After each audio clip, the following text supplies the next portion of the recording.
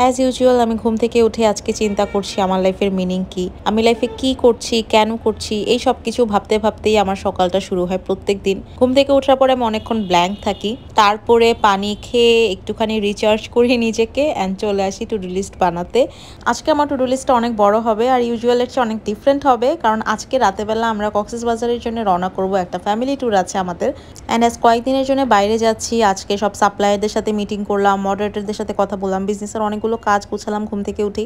আর দেখতেই পাচ্ছ আমার স্কিন কত গ্লোই লাগছে এখন। আমি কিন্তু এখন পর্যন্ত মুখও ধুইনি, জাস্ট দাঁতটা ব্রাশ করে আমি কাজ করতে বসে গিয়েছি, স্কিন কেয়ার করা হয়নি। যাই হোক, এরপরে চলে আসলাম আমার ইনভেন্টারি গুছাতে।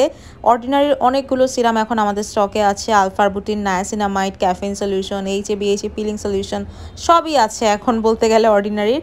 সো তোমরা চেক আউট করতে পারো। দেন সফটিমোর এই ক্লেন্সিং অয়েলটা আছে, ফেস শপের একটা ক্লেন্সিং অয়েল আছে। এই সবগুলো প্রোডাক্টই তোমরা আমার বিজনেস পেজ আর হ্যাপি স্কিনে পেয়ে যাবে। বিজনেসের কাজ সকাল সকাল গুছিয়ে ফেলেছি, এখন আমি বের হয়ে যাব আমার ট্যুরের প্রিপারেশনের জন্য। ট্যুরটা কিছু শপিং আছে, ট্যুরের আগে আমার একটা লাস্ট মিনিট শপিং অলওয়েজই করতে হয়।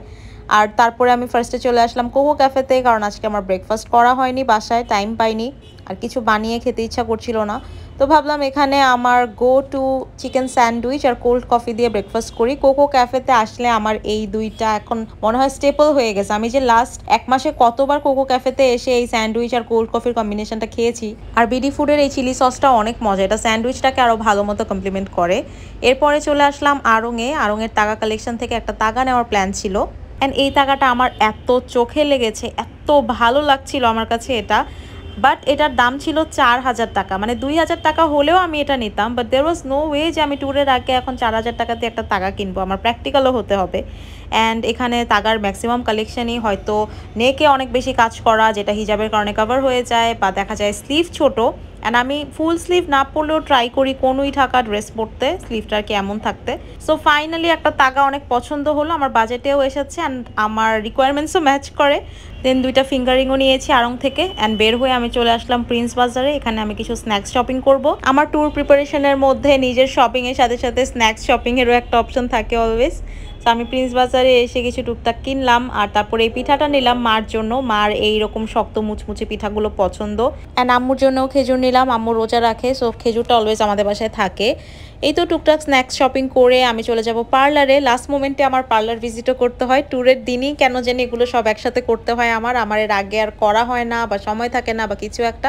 অ্যান্ড এইবার ট্যুরের প্ল্যানটা একদম সাডেন হয়েছে। আমাদের বেসিক্যালি ঈদের পরে একটা ট্যুর প্ল্যান ছিল, যে আব্বু আর মাকে নিয়ে আমি আর আমার হাজব্যান্ড অনেকদিন ধরেই ঢাকার বাইরে কোথাও ঘুরতে যেতে চাচ্ছিলাম। বাট ঈদের পরে অনেক গরম ছিল, দেন আব্বু একটু সিক ছিল। এরকমই হয় সব সময়, মানে কোনো না কোনো কারণে আর ট্যুরটা হয়ে উঠছিল না। বাট এবার হঠাৎ করে আমরা প্ল্যান করলাম যে এবার আমরা ট্যুরে যাব। আমার হাজব্যান্ডও অফিস থেকে ছুটি পেয়ে গেল, আমরাও প্ল্যান করে ফেললাম। সো এই তো আজকে রাতে যাওয়া হচ্ছে।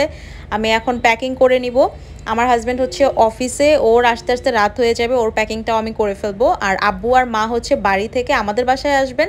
তো রাতেবেলা আমরা একসাথে ডিনার করে এরপর আমাদের বাসা থেকে রওনা করব, কারণ আমাদের বাসা থেকে বাস স্ট্যান্ড অনেক কাছে। সো আব্বু আর মাকে বলেছে আপনারা আগে আগে চলে আসেন, আমাদের বাসায় এসে ডিনার করবেন। শপিং থেকে এসে আমি খুব তাড়াহুড়া করে 2-3টা ডিশ রান্নাও করে ফেলেছিলাম। এখন আমি আউটফিট বের করে ম্যাচ করছি। আমি অলওয়েজ এরকম আউটফিট ওয়াইজ সব কিছু গুছিয়ে নিয়ে যাই, কোন ড্রেসের সাথে কোন হিজাব পরবো। অ্যান্ড এখানে আম্মুকে বলছিলাম আমাকে চুজ করে দিতে যে কোন হিজাবটা ভালো লাগবে। সো আম্মু আমাকে হেল্প করলো মানে চুজ করে দিতে, অ্যান্ড দেন আমি মিনওয়াইল প্যাকিং করে ফেললাম। দেন আমি আর আম্মু বসে বসে একটু চিল করছিলাম, আইসক্রিম খাচ্ছিলাম। সো ড্রেসের প্যাকিং শেষ, এরপরে হচ্ছে আমি makeup and skin care packing করি, এরপরে সবার লাস্টে হচ্ছে কি অ্যাক্সেসরিজ প্যাকিং করি। তো এখানে আমি লিপস্টিক চুজ করছিলাম। আমি আমার মেকআপ, স্কিন কেয়ার, অ্যাক্সেসরিজ সব কিছু আলাদা আলাদা পাউচে আবার প্যাক করে ক্যারি করি। এভাবে নিলে আমার কাছে মনে অনেক অর্গানাইজ থাকে। ট্যুরে গিয়েও আমার রেডি হতে বেশি সময় লাগে না, জিনিসপত্র এক জায়গায় থাকে, হারিয়ে যায় না।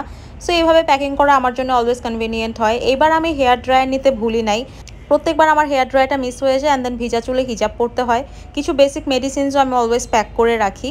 অ্যান্ড দেন আমি চলে আসলাম কন্টেন্ট শ্যুটিংয়ে। আমার বিজনেস পেজের জন্য কয়েকটা কন্টেন্ট আমি আগের থেকে শ্যুট করে আমার মডারেটরকে দিয়ে এরপরে যাব, যাতে ও টাইম টু টাইম পোস্ট করে, আমার পেজটা যাতে ইনঅ্যাক্টিভ না থাকে।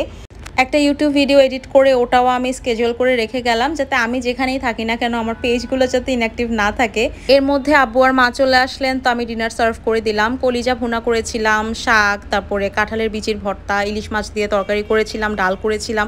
এখন আমার শ্বশুর শাশুড়ি মাংস, পোলাও, রোস্ট এগুলো তো একটা পছন্দ করে না, প্লাস রাতেবেলা জার্নি করব, এই জন্য আমি ওনারা যেগুলো পছন্দ করে হালকা পাতলা বাঙালি খাবার সেগুলোই করেছি। আম্মু এখানে আমাদেরকে লিচু কেটে ধুয়ে প্যাক করে দিয়ে দিল যাতে আমরা বাসে বসে খেতে পারি।